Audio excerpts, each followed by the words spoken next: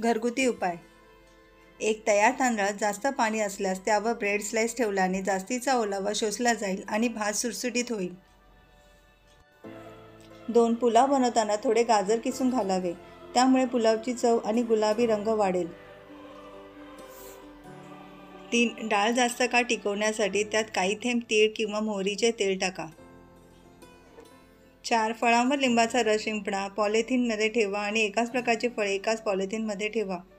5. कचोरी अधिक कुरकुरीत होण्यासाठी मैद्यामध्ये थोडे घट्ट दही घाला. 6. रवा उपमा बनवताना त्यात 1 चमचा लोणचा मसाला घातल्यास चव वाढेल. 7. खीर बनवण्यापूर्वी तांदूळ एका चमचा तुपात भाजून घ्या. भाजलेली खीर स्वादिष्ट होईल. 8. चाकूने ओला करून केक कापला तर केक चांगला कापला तरी तुटणार नाही. 9. नूडल्स बनवल्यानंतर त्यात थंड पाणी घातल्यास ते चिकटणार नाहीत. 10. मूग डाळीच्या हलव्यामध्ये मूग डाळ सोबत थोडी हरभरा डाळ भिजवून बारीक करा, यामुळे हलवा स्वादिष्ट होईल. 11. भाज्या फ्रीजमध्ये ठेवताना एक कोरडा स्पंजचा तुकडा त्याबरोबर ठेवा. 2 ते 3 दिवसानंतर स्पंजचा तुकडा पिळा व त्यातील पाणी निघून गेल्यावर भाजीच्या बॉक्समध्ये पुन्हा ठेवा.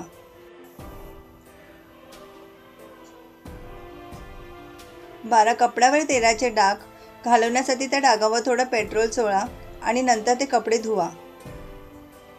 13. डोसा बनवताना डोसाचे पीठ तव्याला चिटकू नये म्हणून वांग्याचा किंवा कांद्याचा तुकडा तेलात बुडवून तव्यावर चांगला फिरवावा.